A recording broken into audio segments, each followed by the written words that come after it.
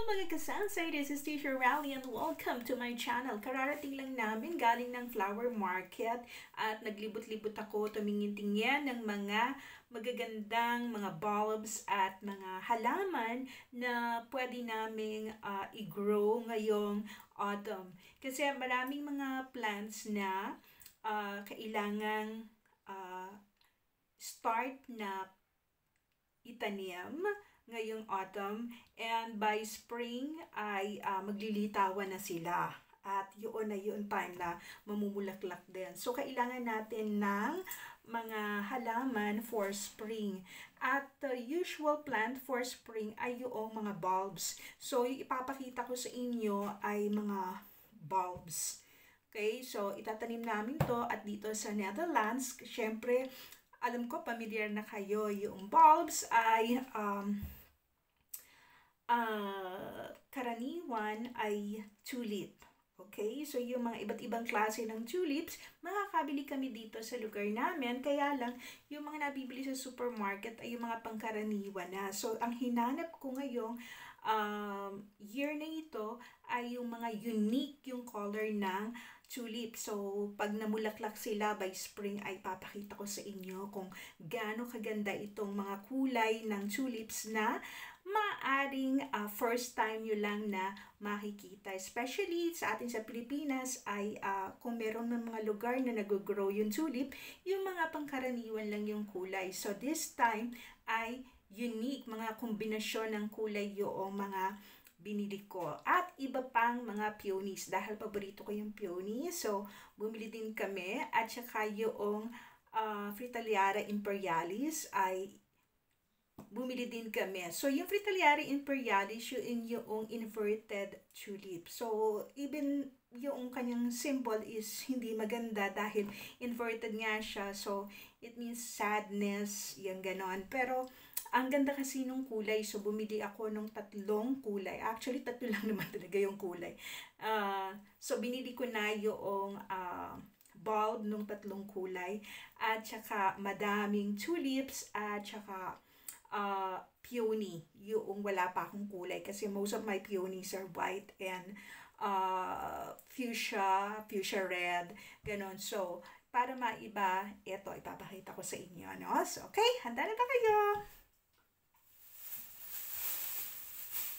So, dito sa supot na ito yung aking nabiling peony, okay? Pagka bumili kasi ako sa ibang shops, yung peony ay meron ng mga dahon or sumisibol na.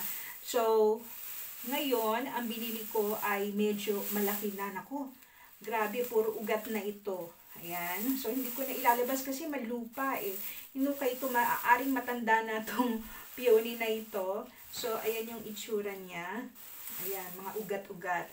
But, ang kagandahan sa pinili ko na peony ay meron na siyang, ayan, nagsisimula na, na may tumubo. So, ilalagay ko nilang ito sa paso na may lupa, of course. At, medyo sensitive kapag hindi ka marunong o hindi mo alam yung direction na kailangan nakataas, ay maaaring hindi mamulaklak. So, kaya itinanong ko doon sa may-ari ng shop kung alin yung dapat nasa ilalim or yung nasa taas. So, ang sabi niya, itong mga nodes na yan, ayan, katulad niyan, mga pinkish na, ito yung magiging bulaklak. So, ayan o, ang dami na rin. So, eto yun. Hindi ko lang alam kung alin dito yung yellow, but ito yung isa. Ang laki o, mga 2 kilo na yata itong peony na ito. And, ito pa yung isa, papakita ko sa inyo. Yeah. Alright. Ito naman yung isa, no? Talaga may lupa eh. Okay, so, ang daming lupa. Grabe. Okay. Baliktad yata yung pagkakalagay. Ayan. So, ang napunta sa taas yung yung pang ilalim. Oh, ang daming lupa. Wait. Ayan. Papakita ko kasi sa inyo yung mga pasimulanan na magiging bulaklak. Ayan. Ito. Ayan. Ito, sa may thumb ko. Ayan, simula na to. At saka eto pa, yan. Yan yun yung magiging mga dahon hanggang magkaroon na sila ng bulaklak. Kaya ako to pinili kasi doon sa flower market na yun ay marami kang mabibiling iba't ibang klase ng halaman na hindi mo makikita doon sa ibang plant shop o pwedeng ikaw na yung mag-grow kasi kapag sa plant shop mo naman binili, maaaring meron nga, kaya lang ay mahal nang mabibili. So, ayan yung dalawang klase ng peonies na meron ako. I already have about 13 or 14 na klase ng peonies at ito yung bagong dalawa na kulay. Kaya sana magtuloy-tuloy yung bulaklak kasi ang laki ng bulaklak at saka ang ganda ng kulay. Okay, and then ito yung tatlong bulbs ng Fritillaria imperialis. So sabi ko nga ito yung inverted tulip. Hindi kasing laki ng bulaklak ng tulip, ano, maliit lang yon. Maliit lang to, pero madaming bulaklak na nakapaikot dun sa pinaka tangkay niya. So, ayan, ang daming ugat na. So, bulb din yon. So, ayan. Pinili ko yung may ugat para sigurado na ano to, yung buhay. So, tatlong klase ito. Ayan, tingnan natin yung presyo. Ayan. Ang halaga nito is tatlong piraso na ganito na iba't ibang kulay. Yung tatlong kulay kinuha ko is 10 euro. Ayan. 10 euro ito. And not only this, so ang susunod naman na ipapakita ko ay yung, wait, ang daming lupa. Yun nga palang aking peony ay yung dalawang peony na yon ay 2 for 12. Diba? Ang mahal, ano? Pero okay lang. Yun. Kasi madaming bulaklak ng mabibigay yon. So, itatago ko muna ito dito para hindi tumapo yung mga what do you call this? Mga lupa. Ayan.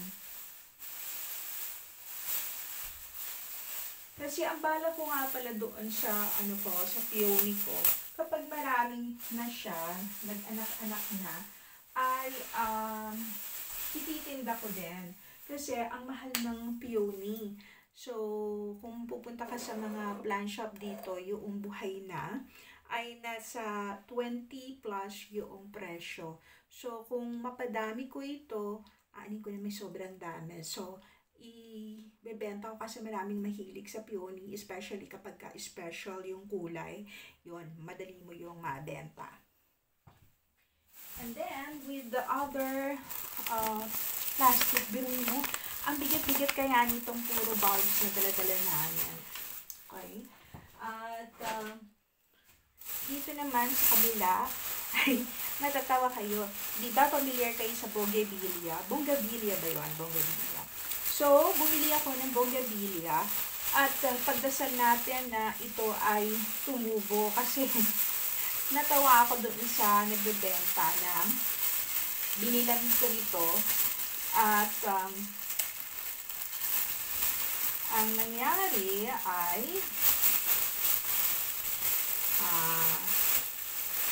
ayan. Okay. So, eto yon. Ito yung tatlong kulay ng bougainvillea. I think this one will be white. And then, ito ay orange and red. So, ayan yung mga markings niya. Tapos, dun sa side naman nito ay black. So, ang sabi ko, bougainvillea ba to? Ayan, bougainvillea. Pero, pinili ko yung, ano pa siya, yung mura. Kasi baka kasi nagtuklap-tuklap ako. Baka, yung patay na, di ba? So, ayan, yung binili ko. Sabi ko, ganito ba talaga tutubo yung bougainvillea? But, I'll try. Ang sabi niya sa amin ay ilalagay daw for 3 months itong side na to, yung black na side sa tubig for 3 months.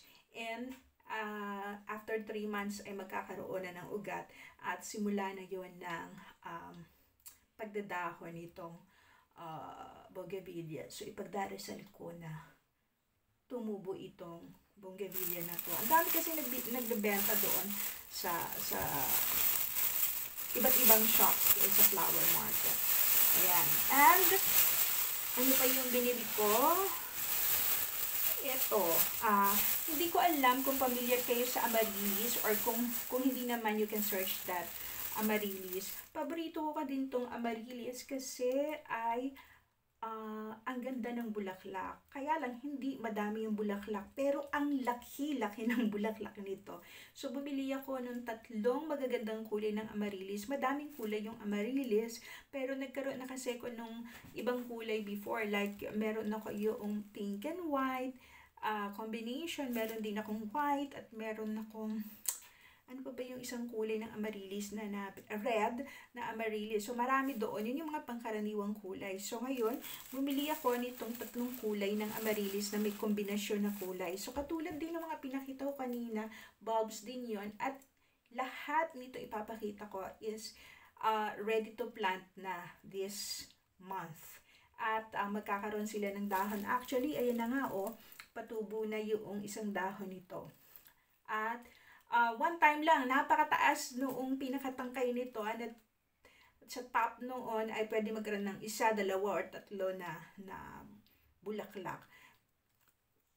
Pwede itong, ang ginagawa nila, after na matanggal na yung bulaklak, so ikakat nila dahil nga bulb, next year ay tutubo pa rin. But, napansin namin na yung mga bulbs, kapag ganon, the next year, ay hindi na kasing laki noong bulaklak, noong unang pagkabulaklak, yung magiging bulaklak nito. Or, hindi na rin mamumulaklak. Minsan, hindi rin namumulaklak. So, after na mamulaklak ito, itatapon ko na rin. So, hindi naman ganun kamahalan. But this 3 is, I think, 12 euro.